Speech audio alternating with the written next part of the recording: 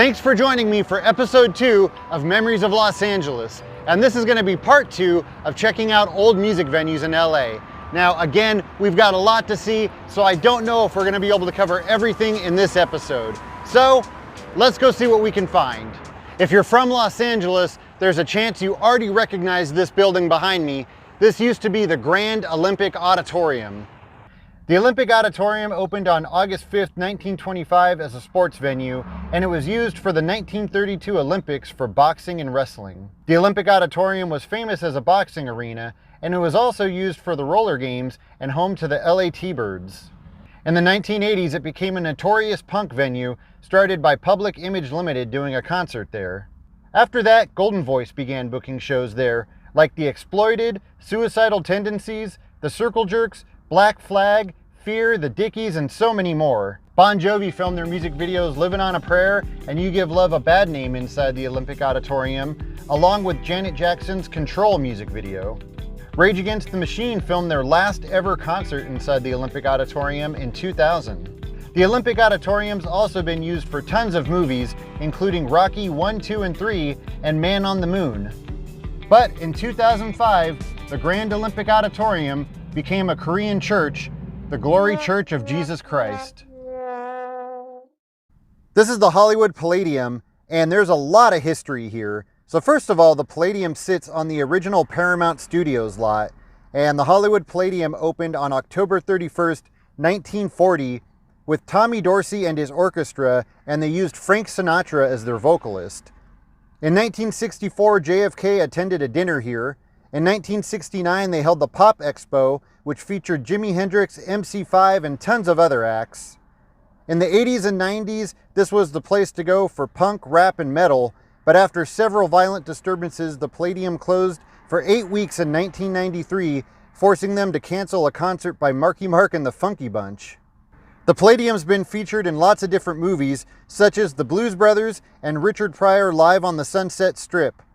This is the side of the Palladium, and at least as long as I've been coming here, this is where you've always entered. And when I first started coming here, this is where my parents would always drop me off for concerts, because at the time I was only about 14 or 15 years old. And this is where they dropped me off when I came to see Green Day and the Sex Pistols, and I don't even know who else. So many concerts I've come to here. This was also the last place I ever saw Prince perform, and it was actually the last place that Prince ever performed in Los Angeles.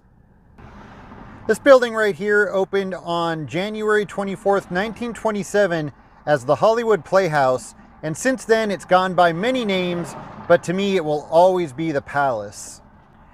In the 1950s, it was used as a TV studio, and Nixon delivered his famous checker speech from this stage. In the 60s, it became the Jerry Lewis Theater, where he did a weekly TV show, and after that it became the Hollywood Palace and was used for a weekly TV variety show by the same name. In 1978, it was shortened to just the Palace and was turned back into a concert venue. It was used for Sheena Easton's HBO concert special, as well as Bruce Willis's HBO concert special titled The Return of Bruno. It was featured in the movie Against All Odds and Breakin', and after the Ramones played 2,263 shows, this is where they played their final one. Now, I've definitely been to a lot of shows here when this was the Hollywood Palace. I remember coming here when I was a teenager to see the Swinging Utters, Rancid, so many shows, there's no way I could remember them all. What I remember most about that Rancid show was getting a Rancid t-shirt for $7, and then many years later seeing the exact same Rancid t-shirt at Hot Topic for like $25. Now, probably one of my most memorable experiences here was going to a secret Prince show, and I believe they had us enter on the side entrance. It was $100 cash, and if I remember correct, it was an after Oscars party, and there wasn't too many people here because, like I said, it was a secret show, so that was definitely a really cool experience that I'll always remember. Where this Home Depot now sits on Sunset Boulevard, this used to be the Stardust ballroom, and it was originally a roller skating rink, but in 1975 it was turned into the Stardust, and it was an actual ballroom with an orchestra where people would come for dancing. But in the late 70s, as business started to decline, just like a lot of other venues, they turned to doing punk shows. You could come here to see X, the Circle Jerks, Fear, Black Flag, Iggy Pop, and more. In 1984, the Stardust closed and eventually was torn down. You know, from looking at these old pictures of the Stardust, I gotta wonder if there's any chance that these are the same palm trees. All right, so I definitely have a lot of memories at this building. Oh look, it's Mickey Mouse and Spider-Man.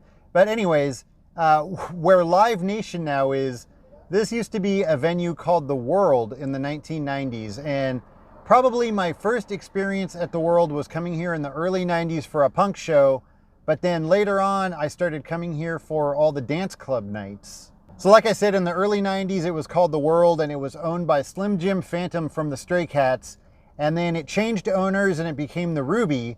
One of the first club nights I remember coming to here was Magic Wednesdays, which was, it was basically like a rave but held at a club, and that definitely wasn't my scene. But I don't know, I had a friend that brought me here and wasn't my thing. And then on Thursday nights, they hosted Club Perversion, which was an industrial night. On Friday nights was Clockwork Orange. On Saturdays was Club Bang. And then Sunday, that was our night. We were here almost every Sunday. That was Club Beat It, hosted by Jason Lavitt, and it was an 80s club. And that was our weekly hangout. So yeah, like I said, we were here almost every Sunday night for many years. Right over here, this was the smoking patio. This is where you would come when you wanted to step outside and get fresh air for a few minutes, but kind of didn't work out because, like I said, it was a smoking patio. And then these were the front doors that we entered through every Sunday night. But nothing looked like this at the time. They remodeled this entire building to make it look nice and new and modern.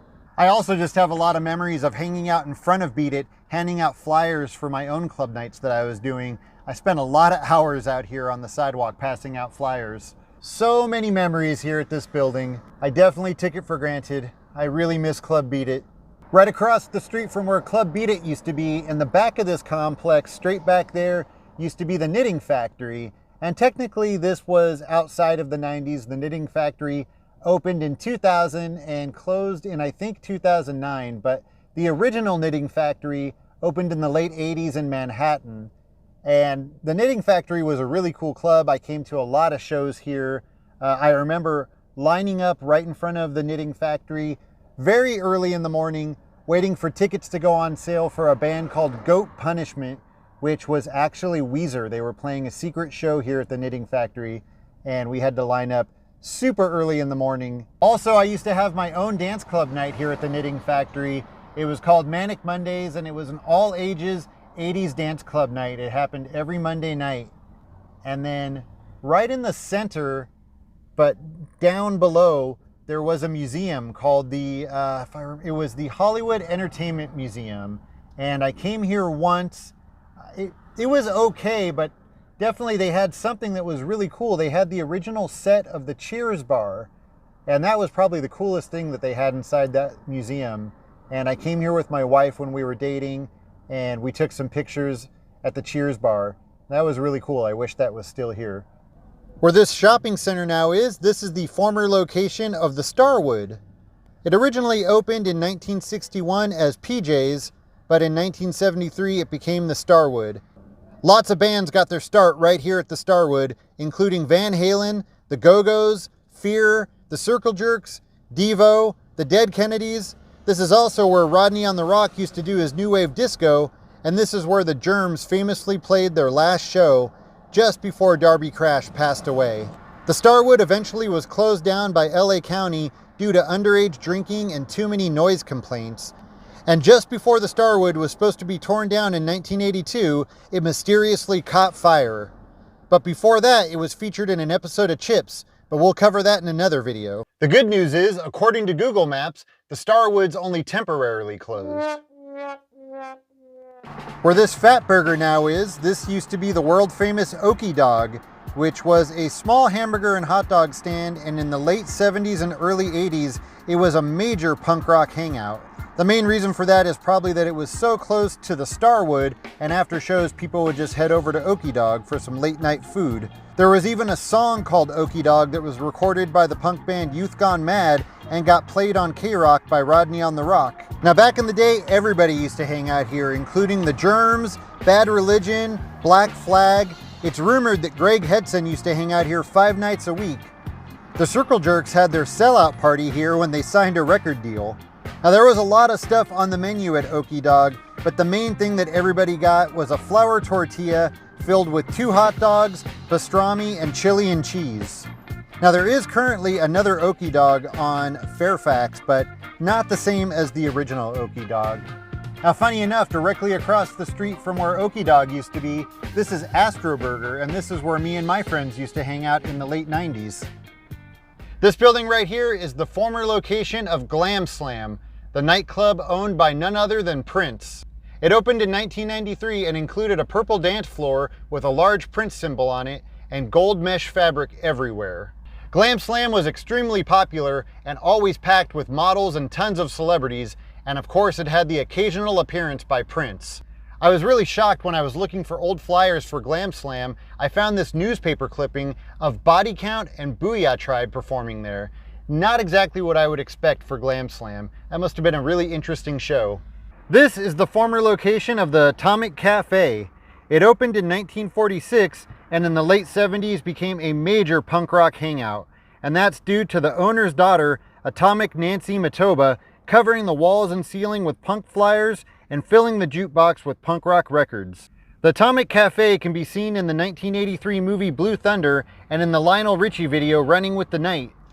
The Atomic Cafe was also immortalized in the Descendants song Kabuki Girl. It closed in 1989 and was demolished in 2015 to create a new subway station. In the heart of Chinatown, in this small plaza, is not one, but 2 legendary punk clubs from the late 70s and early 80s. In the late 70s, Chinatown was becoming a ghost town. Desperate to stay in business, a few of the Chinese restaurants began booking punk shows, and this building in front of me was one of them. This was Madame Wong's. Madame Wong's made history by booking bands such as The Police, The Ramones, Oingo Boingo, Guns N' Roses, Black Flag, and the Plimsolls. However, some might argue that although Madame Wong's put on great shows, the Hong Kong Cafe was the real king of the Chinatown punk clubs. And it was located right across the way from Madame Wong's, which made them constant rivals. The Hong Kong Cafe started putting on shows in 1979, and they lasted till about 1981. And although it was a short run, the Hong Kong Cafe featured regular performances from Black Flag, the Circle Jerks, Fear, the Bags, X, and the Germs, and it was used for some of the concert footage in the decline of Western civilization. The Hong Kong Cafe is definitely a legendary punk venue. Well, we still didn't get to all the music venues that I wanted to look at, so we're just gonna have to continue this in episode 3. As always, thank you so much for watching, and I'll see you next time.